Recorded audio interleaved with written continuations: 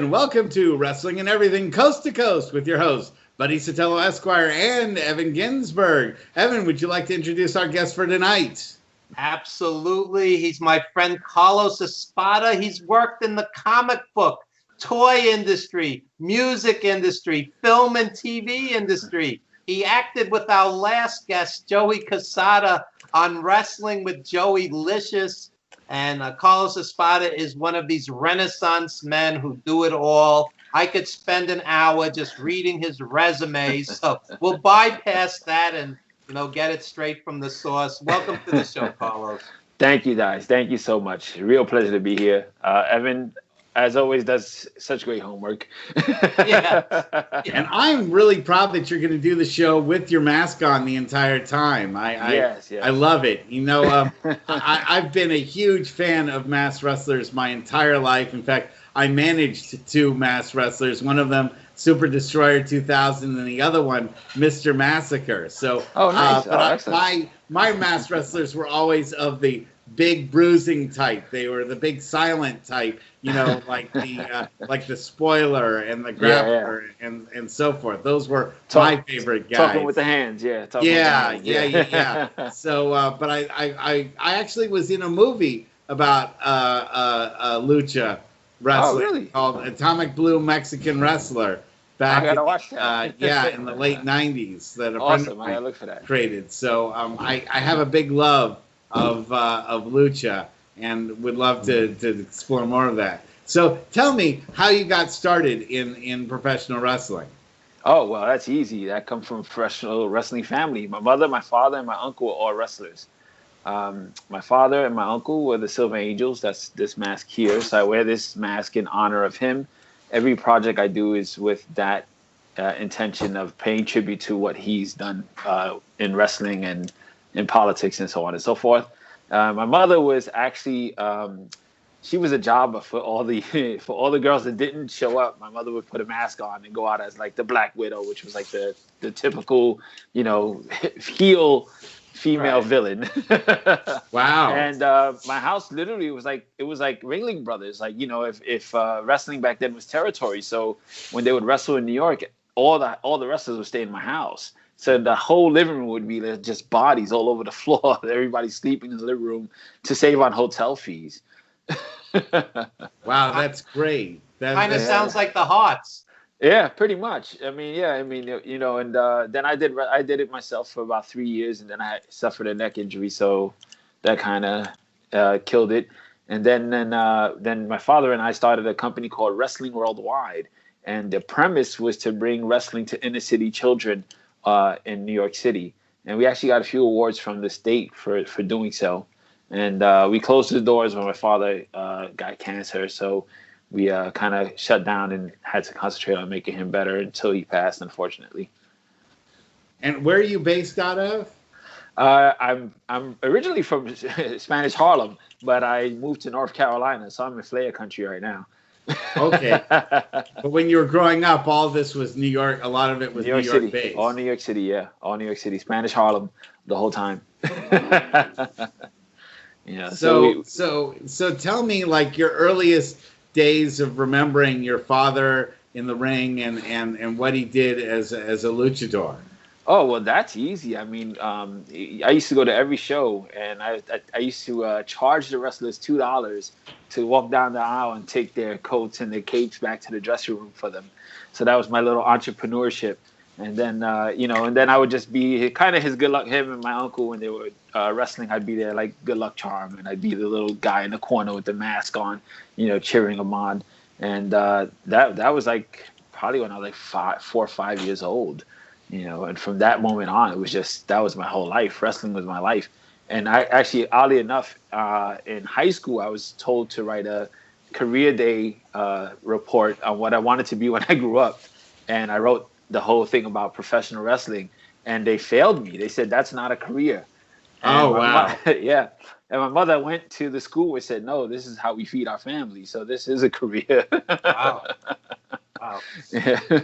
That is really something. Yeah.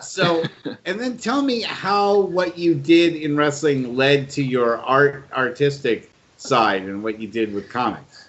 Oh, well, that's another easy thing. My dad used to, one thing my dad always said is the more you learn, the more you know, the more you earn, so he not only was a pro wrestler, he used to make belts, he used to design masks. So he would sell these things to other companies or other workers. And so that was, him 3 a.m. I would see him sitting there sketching. And then I would sit next to him sometimes and sketch as well. So the art side was always there for me. And then oddly enough, from wrestling, when that kind of tapered off for me as a worker, I ended up putting together a Kiss tribute band. And, we put together a band that nobody ever seen, that nobody could touch because we were doing something completely different. That's where Joey Casada had come in. And from that, believe it or not, that's how I got into the toy industry. Because I met this guy named Digger who owned Art Asylum Toys. And they were doing these big 2-foot tall Kiss dolls. And he saw me sketching the next flyer for our show. And he said, "Hey, you a Kiss fan?" I said, yeah. So I started showing him pictures of the band. So he invited me to the Art Asylum studio. And he showed me the big 2-foot Kiss dolls. Asked me to critique them. So I tore them apart. And then he gave me a job. So you have a wrestling belt as a wristband right there? Yeah, that's the Lucha Underground belt. You designed that? No, that's from Lucha Underground. Oh, okay. Yeah, that's their championship belt. But yeah, I do make these though. They're not. These are not purchased. And show us your jewelry in the camera. Oh yeah, always. Wow. Well, you got the TCB. Oh wait, I lost you there. You got TCB here. Wait, let me see if I can find the camera. Yeah, Elvis Presley, obviously taking care of business. Yeah, and some the other guys here. Wow, that's awesome. Must be tough to get through the airport.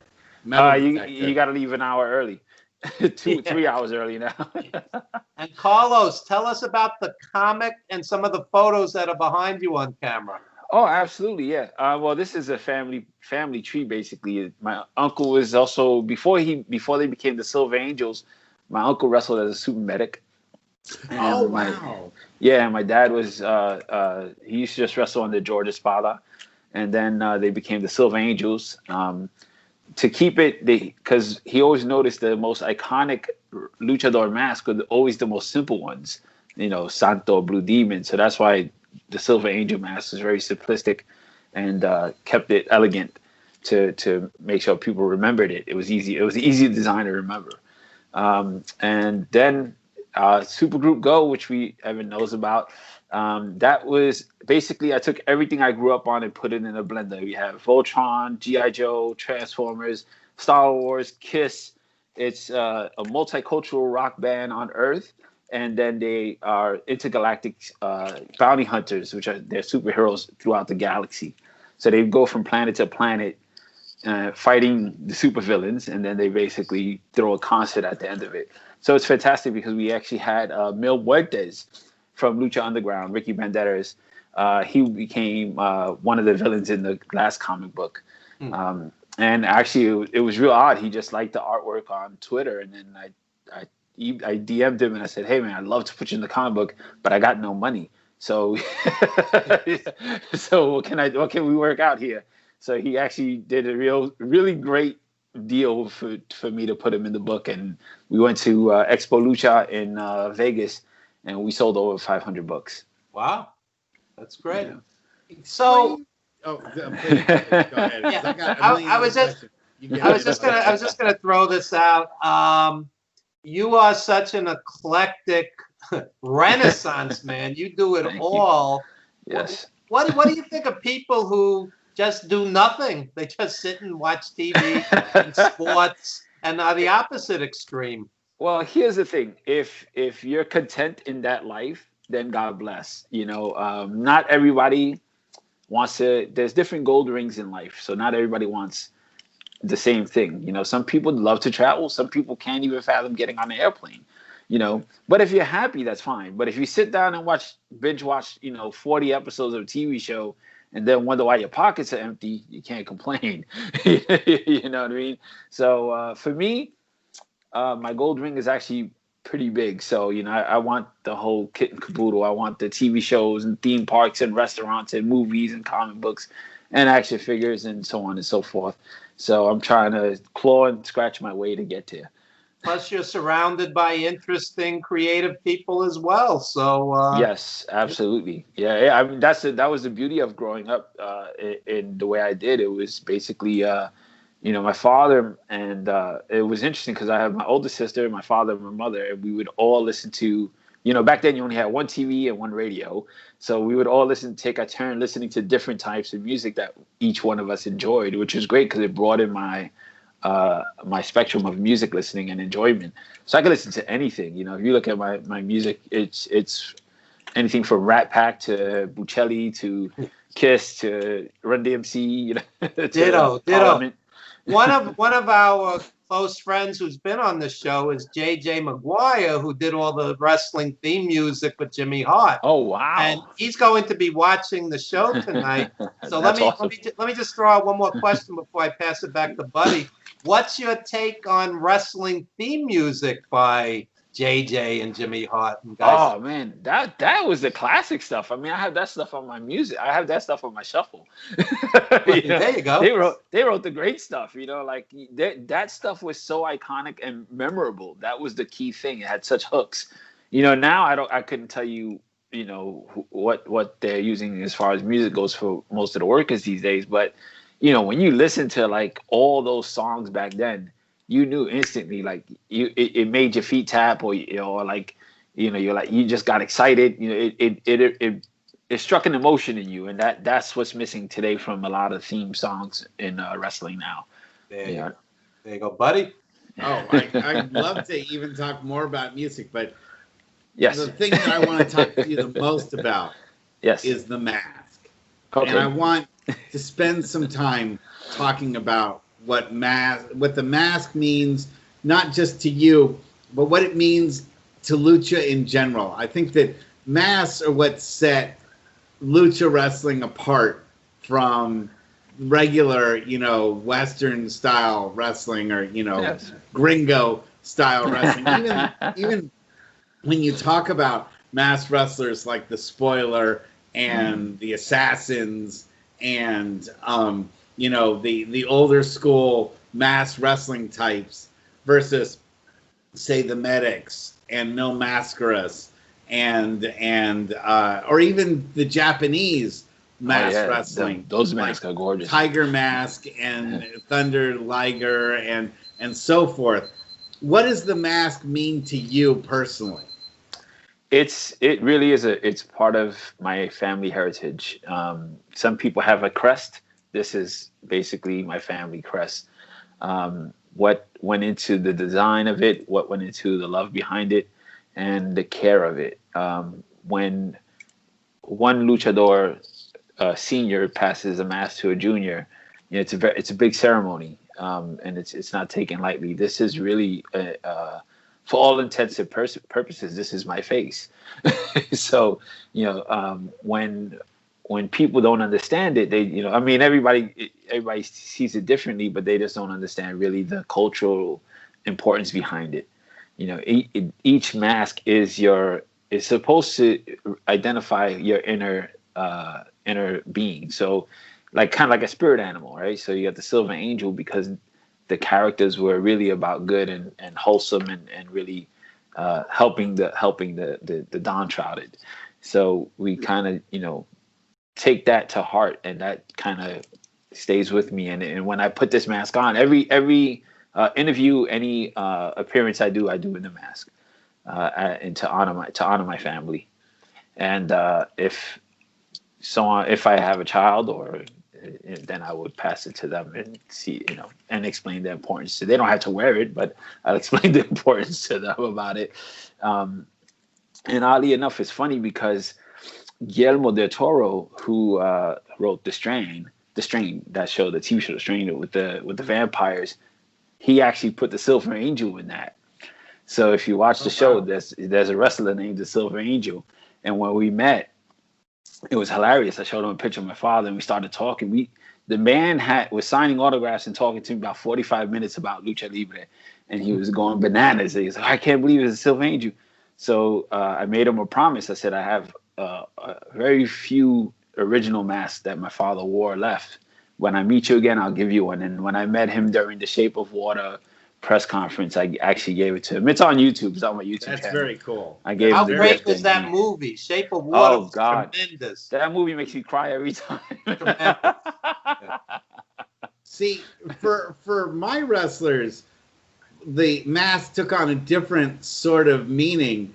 It allowed them to go from being faces that didn't get over to being evil guys that got tremendous heat. Oh yeah. Because of it allowed them to do things that their personalities wouldn't be able to do if they were unmasked. They could be meaner. They could be tougher. They could do heel moves that they would not feel comfortable doing if they were unmasked.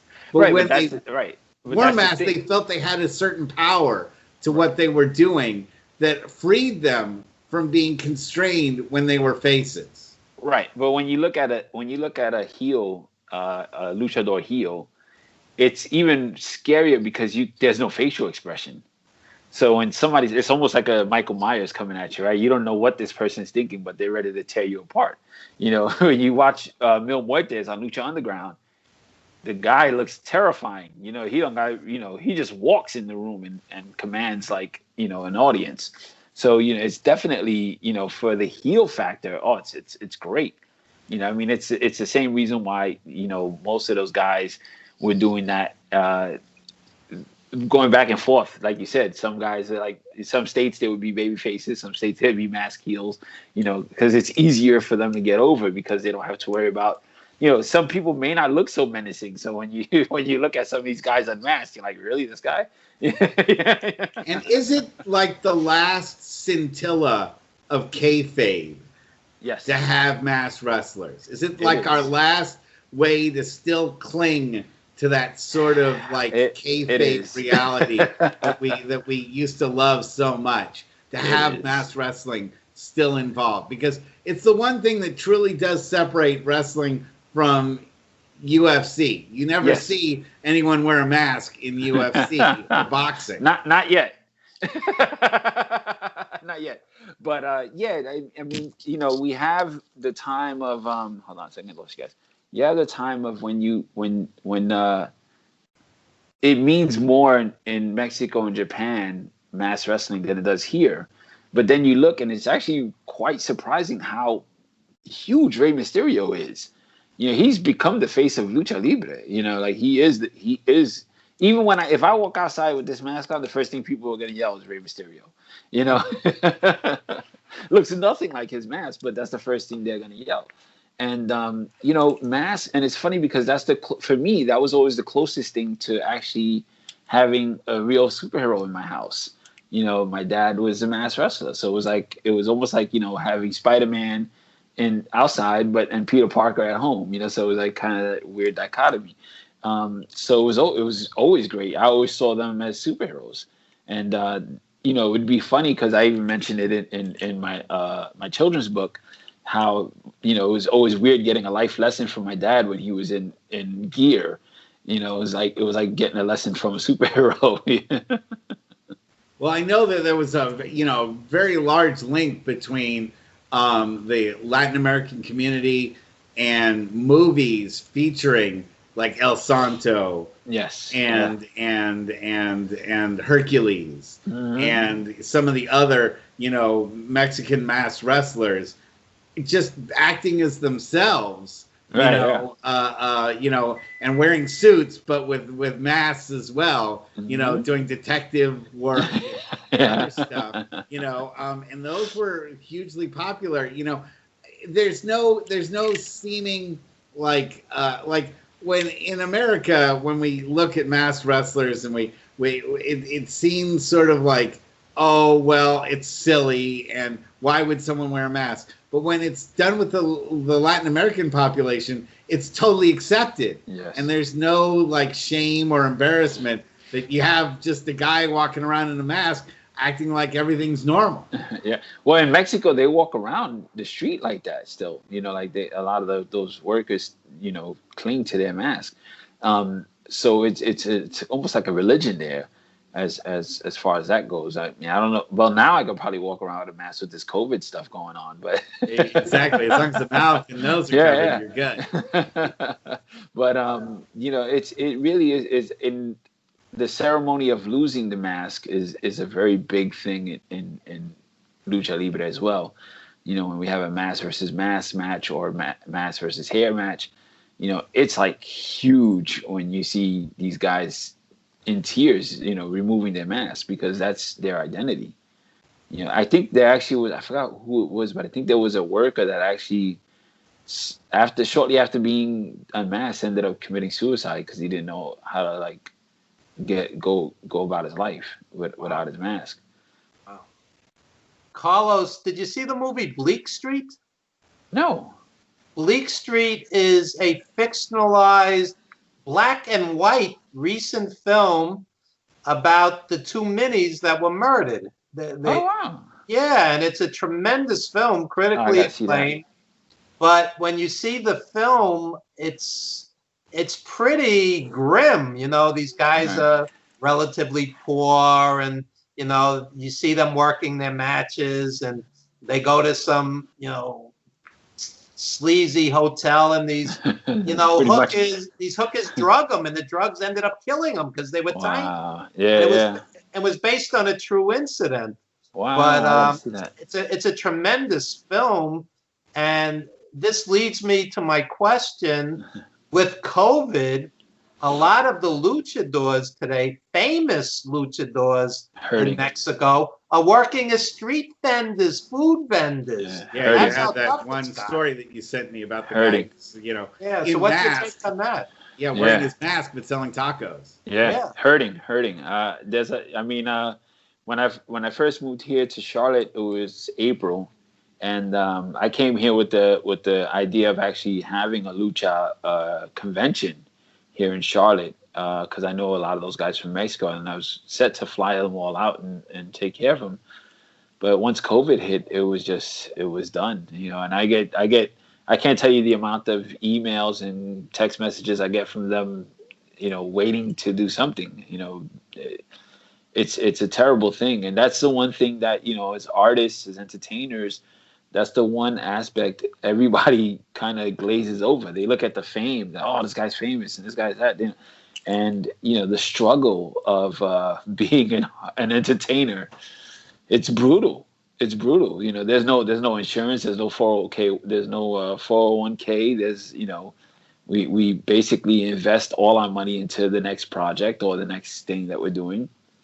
And if it doesn't work, then we kind of just got to start from scratch all over again. And some of us have to do the day job thing, and it's hard. And right now, wrestlers who aren't contracted, I mean, even Vince let a bunch of guys go at one point. He still made plenty of money that quarter, though. Well, he made sure that he made money. He's Vince McMahon. He's Vince McMahon, of course. Carlos, why don't we talk about that for a minute? I've been involved in the arts for 30 years, maybe even longer, and I've always juggled the arts with teaching, because teaching was a steady paycheck. Yeah. And benefits, and so what is the line? I mean, I could tell you out of hundreds of my artist friends and wrestler friends, very few pay the bills purely with their art. And the ones that do are usually extraordinary. I mean, extraordinary artists. So where do you make the call?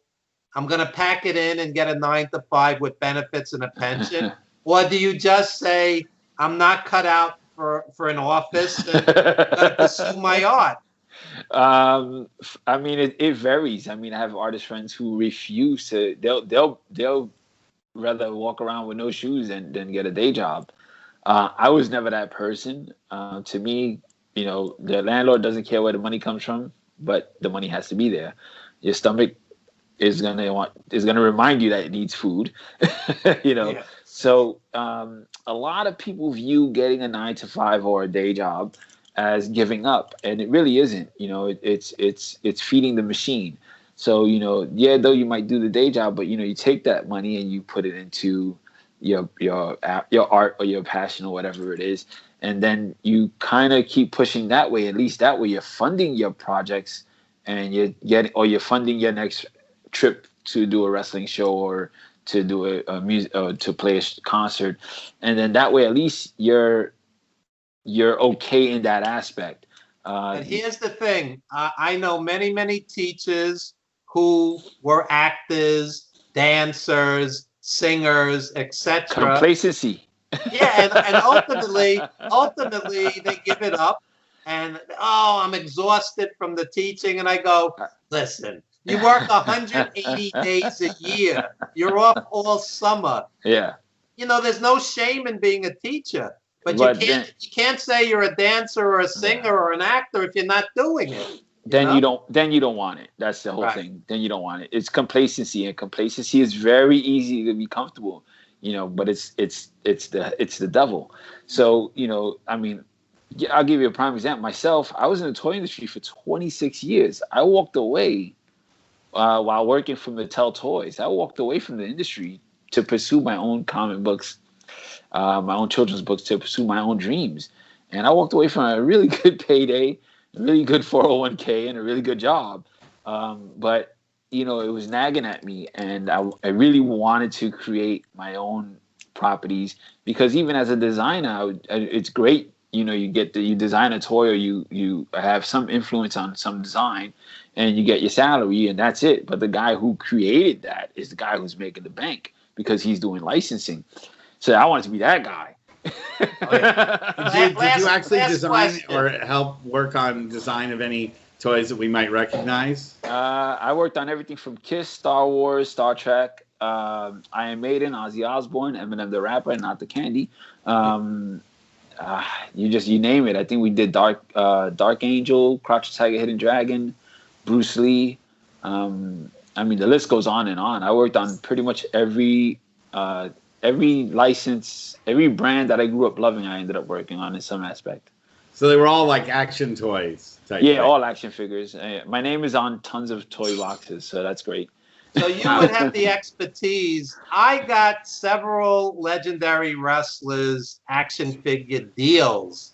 I brokered the deal, and the residuals were sad. What's your take on that? Residuals always are.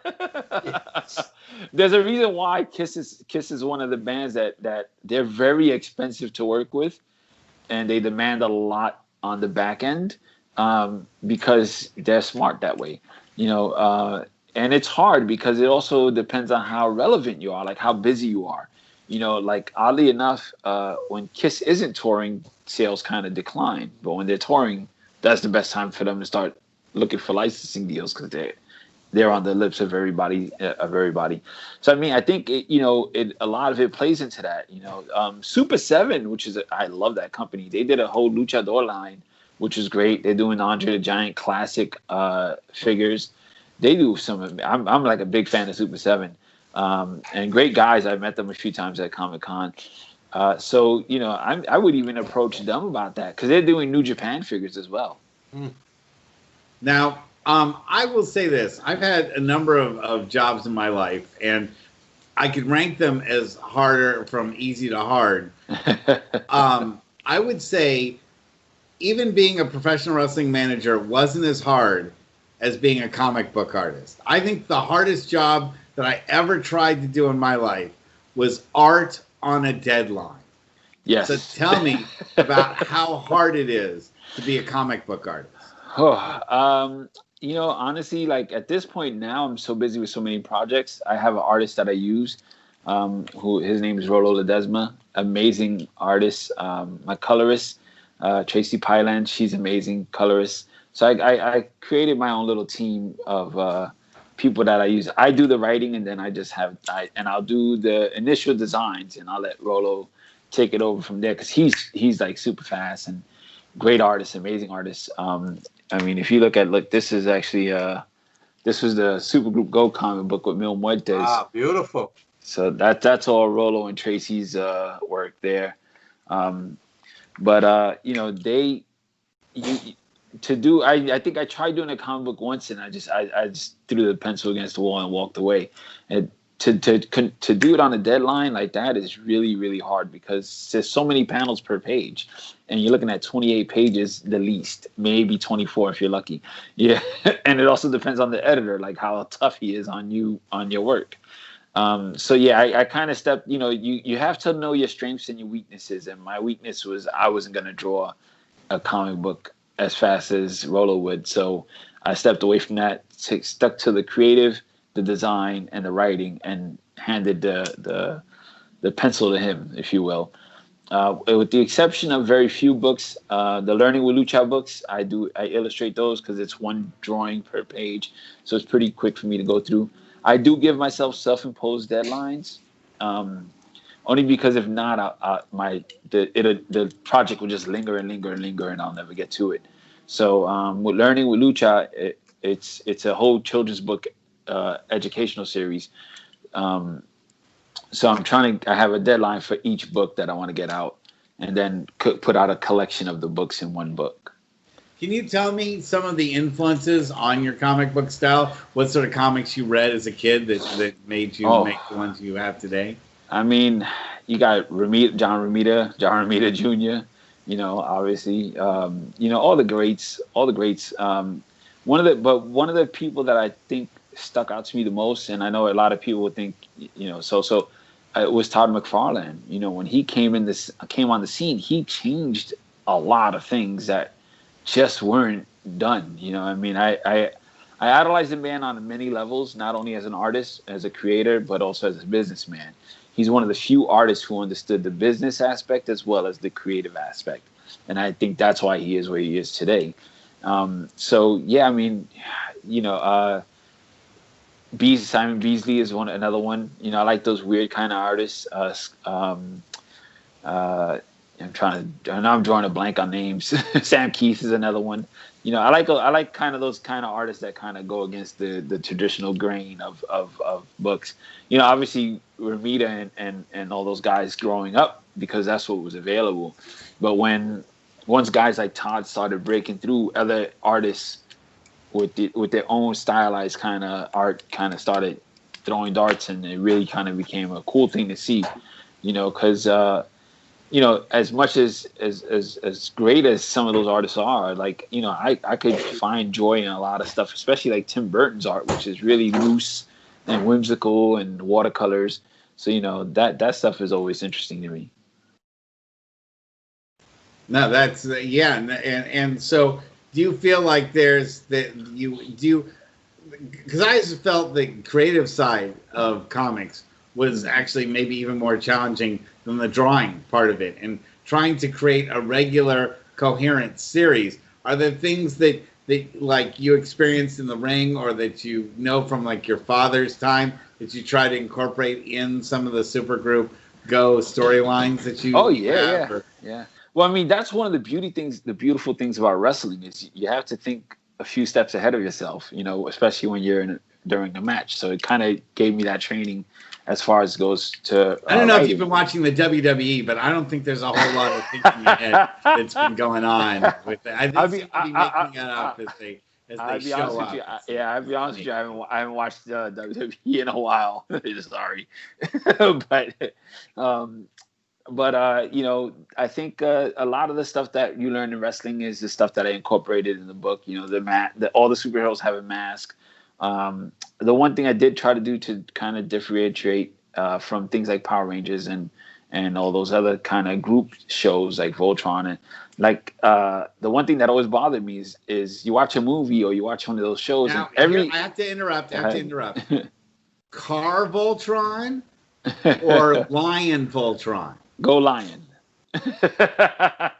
You're a Team Lion man. Go Lion. I'm with you on that. I actually have. Evan has absolutely no idea what we're talking about. You lost me 2 minutes ago. Yeah, we may as well be talking about like condensation or something ridiculous. So yeah, I'm not a Car Voltron fan. I'm strictly Lion Voltron fan. I'm from the Jim Steranko, Neil Adams, Jack Kirby, Steve Ditko era. Yeah. All the greats.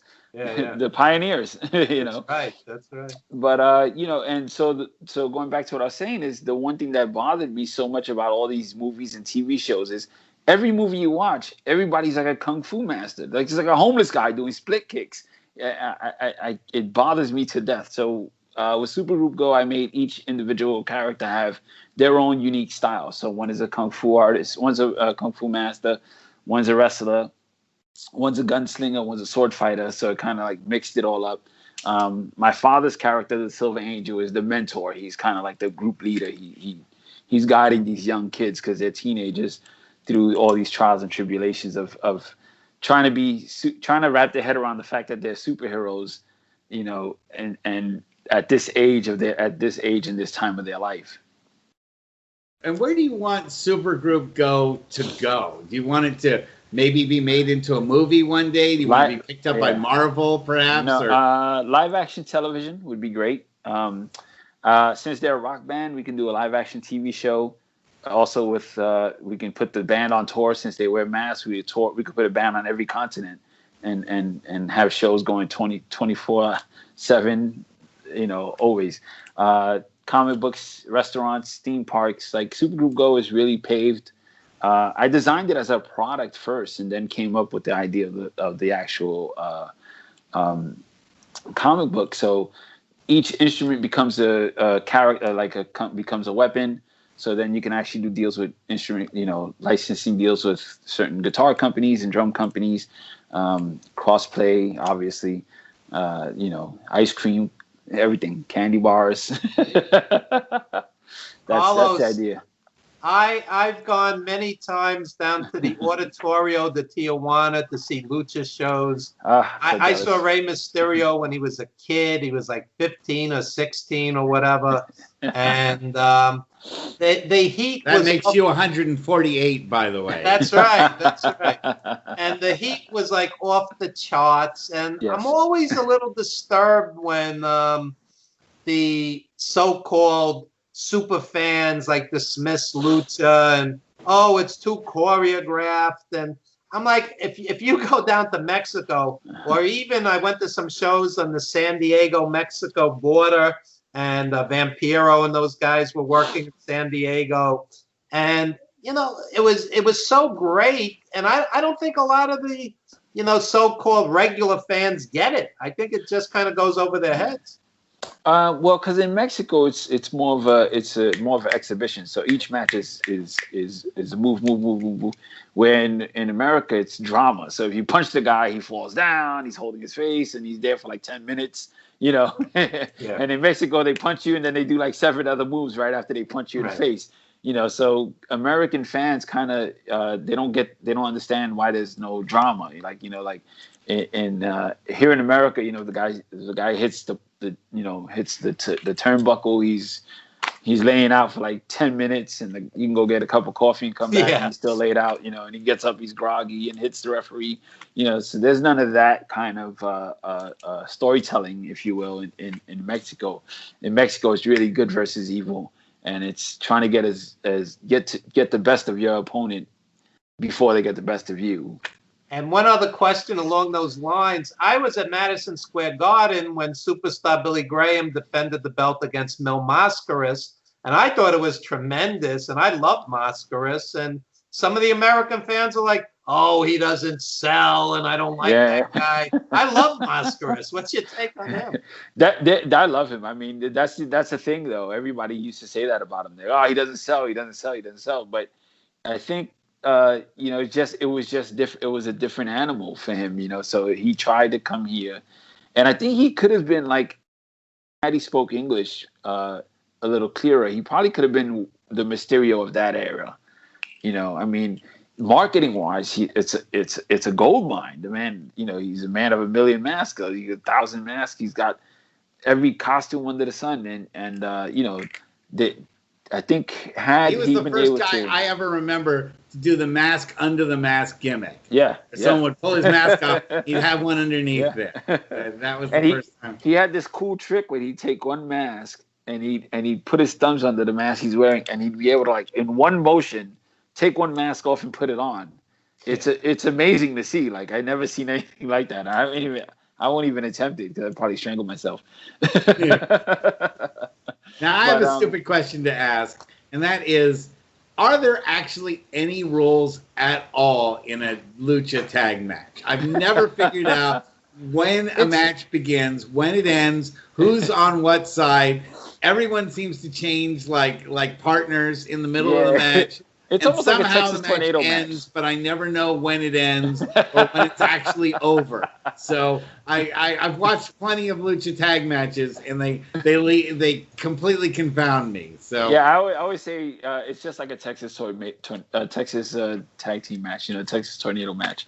Kind of like a free fall, and it's weird because I have some friends that tell me the same thing. Like they'll watch Triple A with me, and they're like, "But I thought they were together. Why is the referee involved? What's going on?" Like you'll have like these heel referees in Mexico that all of a sudden, like out of nowhere, they'll like punch the wrestler in the face, and everybody's like, "What the fuck was that?" So it's just kind of I always try to equate it to just Texas tornado type tag team match. But the fans just totally are crazy about it, and it's so funny that the wrestling itself is less serious in the ring, by the no selling and the chain moves. Yet the fans take it more seriously than when in America we have in the ring wrestling that looks so serious, but nobody takes it seriously at all. It is. It's a weird switch here. Yeah, it's maybe that's why there's the gap and why lucha hasn't sold as well. Although individuals make it work for them. I mean, Luchasaurus is a great wrestler. I really enjoy watching his work in AEW. But overall, the lucha scene isn't big in AEW when you think it would be. Because they keep burying they bury the Lucha Brothers nonstop. And those are the two. Like that tag team is one of the biggest tag teams next to the Young Bucks right now. But if you watch Lucha Underground, that's where I first saw Luchasaurus. He was actually better on Lucha Underground than he is in AAA. And Lucha Underground, unfortunately, it was designed to be a TV show that had wrestling. I think had they actually stuck to it a little more, it would have been where AEW is now. Because the last season really actually shook even Vince with the ratings. And the ratings are really, really high. And then all of a sudden they just pull the plug on it, and that's that, unfortunately. But I think they would have been the AEW had they actually went the route of doing some small tours, doing more television, doing more wrestling matches. I think they would have been that. They would have been there. I mean, a lot of workers in AEW and WWE came from Lucha Underground. Vince couldn't wait for them to close their doors because he was trying to just get everybody he could. Ricochet is unfortunately being so misused in WWE. I say buy the Prince Puma gimmick from the AAA and put him back in that. They're wasting him. And touching back on what we had talked about earlier, I'd like to circle around to your musical background and to sort of delve into how you feel your appreciation of music, especially rock.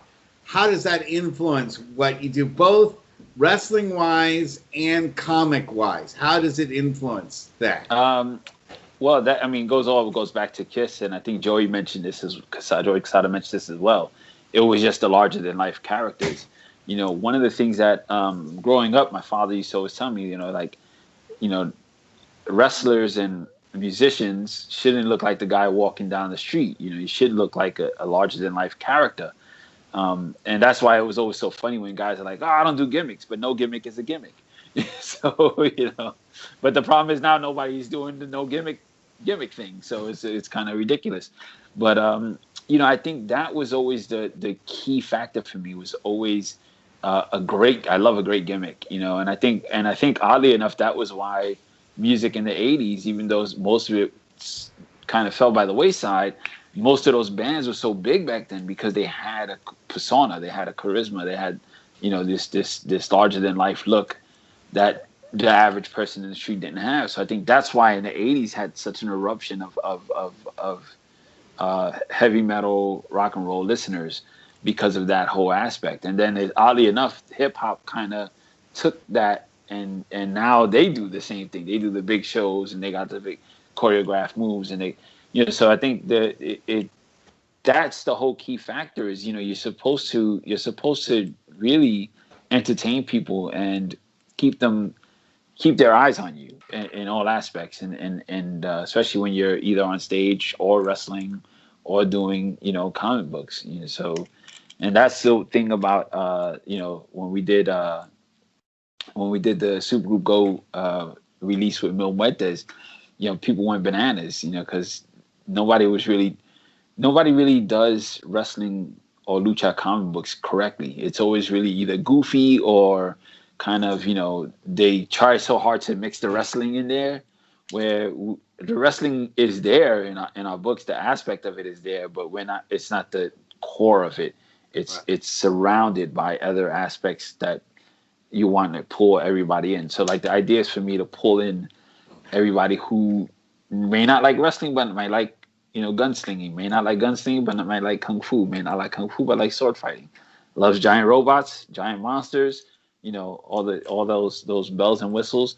And I think that's why Supergroup Go is starting to really pick up as far as fan base is going. And Carlos, as we inch towards the end of the show, I would be remiss in this COVID year if I didn't ask you about your motivational books. We need motivation. Tell us about them. Oh, those quotes. Actually, it started. It was actually people on. I write a blog post on WordPress, and it was just Low 73. That was my blog press, and I said, in my head, and I would just do these kind of quotes that kind of try to help people think a little outside of the so-called box, and not see things as so black and white. And a lot of people just kept emailing me, "You got to do a book, got to do a book, got to do a book." So I did those quotes, and the book did really well. The idea behind the book is, one page has a quote and a piece of art, so you can actually cut it out of the book and either give it to somebody or hang it up on your wall. And I'm actually currently working on book 2 for that. So it's and then that's kind of what I'm doing now with Learning with Lucha. Each book has a little bit of a motivation in the beginning for the kids, for the readers, to try to get them to believe in who they are and not be scared of liking the things they like. Like I said, I wrote the books because I was always considered one of the weird kids, so I wanted to do books for weird kids like myself. And not everything that's beautiful shines and is good, and not everything that ugly or deem ugly or unattractive is bad. You should be able to enjoy what you enjoy. I used to get a whole bunch of crap for, in liking either some dark art or surreal art, and people would think I was some kind of weirdo because I was always sketching all the time, and I never wavered from who I was, and I try to preach that now. Not preach, but try to inspire the next generation to do the same. Learning with Lucha, like I said, this is my educational series. So, the first book, we have, the letters, alphabets, ABCs, and then we got the 1, 2, 3s. And then we, even got, actually, this is kind of cool. This is Mariachi Loco. He's a luchador. He actually agreed to be in the book because he loved what was going on. And Brian Cage's wife, Melissa Santos, she's a big fan of the book. Mil Muertes, he's also part of the book. And if you look at a little Mil Mascaras tribute there with the egg. Yeah, okay. So, it really is just a fun way to kind of educate kids in a different way. And the idea behind this is to try to eventually create something like a Sesame Street where we have puppets and wrestlers who come on, some of the legendary wrestlers, some of the newer wrestlers come on and teach kids like some kind of like lessons or learning numbers or subtraction or addition, So I'm working on we have the alphabet book, we have the number book, next to the shape book, and then we're working on colors and so on and so forth. So it'll be an ongoing educational children's series. And tell people how they reach you and where they can find all these products. Amazon. Learning with Lucha is on Amazon. You can find, put in Carlos Espada on Amazon and all my books will come up. Supergroup Go is on Comixology. So it's on digital download right now on Comixology. Hard copies we're going to go back to doing, but because of COVID, people weren't mail ordering stuff. So it's slowly starting to get back to that now. And, find me on everywhere. Los Espada 73 on Instagram. Carlos Espada on Facebook. You can find me all over the place. I'm pretty easy to find because you can't miss this face. You may call me dense or something like this, but I'm just beginning to figure this out. The lucha is really a community, isn't it? Yes, absolutely. It really isn't just a wrestler here and a wrestler there. You guys really are bonded together in a common thread that is a lot deeper than what you just see in the ring. And I really am impressed by that. That's something that the more I learn about lucha and the more I learn about who you all are as a group, it impresses me more and more and makes me believe more and more in the future of wrestling and lucha being a bigger part of it, as opposed to it being on the outside and looking in. And that's my mission, especially with Learning with Lucha, is to really kind of cross-reference everything between the love and the style of Lucha Libre and then the educational learning for and bringing that closer to the American public. That's why a lot of the luchadors are loving this, because it's kind of crossing over in a great way, in a positive way.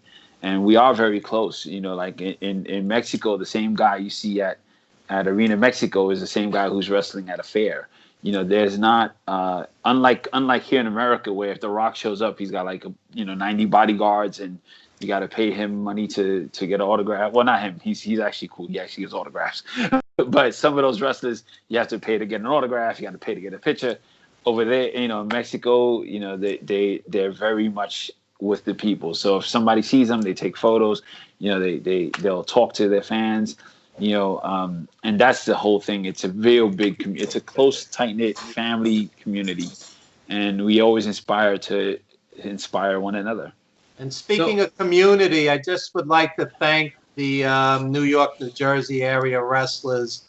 There's a kid, Tristan, who's waiting for a kidney, and all the wrestlers have been sending promos and 8x10s and such. And, it is a community. I'll tell you, my friend Melissa Coates recently lost her leg, and they raised over $20,000 on a GoFundMe and such. And sometimes it's a dysfunctional community, but many times it's a community, which is nice. It is. Yeah. Well, it's like a family. We could say something about each other, but if you say something about us, you got a problem. Yeah. So Carlos, tell me, what is the future for yourself and how you're going to get through this COVID time, and what your thoughts are for what you want to do for 2021, since we're right at the end of, thank God, at the end of 2020. Oh man, what a year this has been. I tell you, the great thing about it is it's kept me creative, so I don't go crazy. So as creative as I stay, is the more mentally sane I will stay. But the idea is just to keep pushing and pushing, and then start pitching and trying to get TV shows. The biggest thing right now is to try to get Supergroup Go picked up for a live action show, and to get Learning with Lucha picked up as a Sesame Street type of show where you have the puppets and the wrestlers on there. A bunch of wrestlers have already agreed to be on it if when it comes to fruition. Carlos, and, wouldn't Supergroup Go be a perfect animated show? That's the way I would visualize it. Yes and no. Rather do live action, kind of like a Power Rangers thing, because then when I put the band on tour, everybody sees the band that they see on TV. Okay.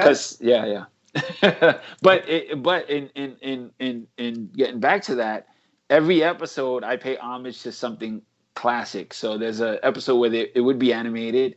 There's an episode where they would face like the Universal type monsters.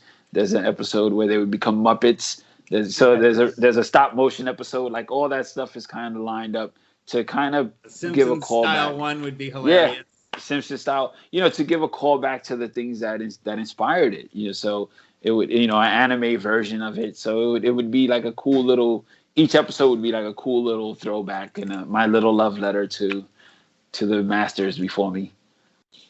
Well, if you ever need a corny, gringo attorney, to be on the show, I would throw my hat into that. I would love to be a cartoon character or featured in a comic one of these days. So absolutely.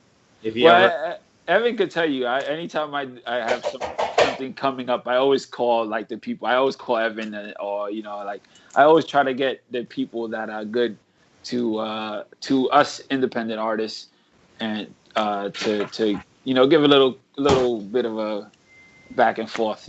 So one day we'll be sitting in a nice hotel eating something and talking about, hey, remember when we did that interview? It'd be great, especially if you come out to California. You'd be very much welcome. The lucha is very big out here, and we'd love to have you guys someday. Have Super Group go. Maybe perform for a big event out here in California if we can put something like that together. Yeah, absolutely. I mean, I would love to get a hold of like Robert Rodriguez would be the great guy to help spearhead both projects, him or Del Toro. So it's just a matter of time. As long as I keep putting. Oh yeah. Listen, I just keep pushing. That's all you can. That's all you can do. And you stop, you die. So you got to keep going and going and going.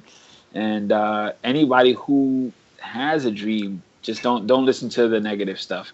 Artists are already full of negativity on our own. We don't need outside sources. Carlos, if I could work with Aronofsky, you could work with Del Toro. You're a lot more talented than I am. Well, oddly enough, he owns the books, so that's a good start. There you go. Yes. Well, speaking of time, we're just about out of time this week, and you've been an absolutely delightful guest. We'd absolutely love to have you on again in the future when you have another project that you want to promote, or maybe Supergroup Go is going to be featured on in Marvel Comics or something like that. I'd love to see the things that you're working on become a big success, because I believe in what you're doing, and I'm really impressed with everything you got going on. Thank you, sir. Thank you. Just one last time, if you could just tell our viewers how they could get a hold of you or see some of your work online, and let how fans could be in touch if they wanted. Yeah, Supergroup Go is on Instagram as well. Supergroup Go Learning with Lucha is on Instagram. Los Espada 73 on Instagram as well. Each project has a Facebook page. Learning with Lucha has a Facebook page, so that's Supergroup Go. So you can find me there. I'm on YouTube as well as Los Espada. So that's my YouTube channel, and they can find the stuff there. And all the books are available on Amazon, and the Supergroup Go books are available on Comixology. And let me just quickly add that Carlos's work is a perfect holiday gift for the lucha fans and the comic fans. But order now. And also 350 days DVD Blu-ray. It's great for Christmas, folks. Great stocking stuffer. And when there's nothing on TV, the perfect thing to watch on Christmas Eve. So, That's right. Forget White Christmas, 350 days. Yeah. Well, actually, the greatest thing about 350 days, it gives such a great insight at what it means to be on the road as a worker. If anybody ever had wonders of what it takes to be in the wrestling industry, watch that documentary. It's fantastic.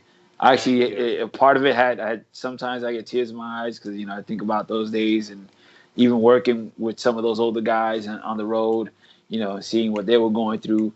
So it's a great documentary. Thank you. We spent 6 years on that, talking about creating art. 6 years. The wrestler was 7 years. People have no idea.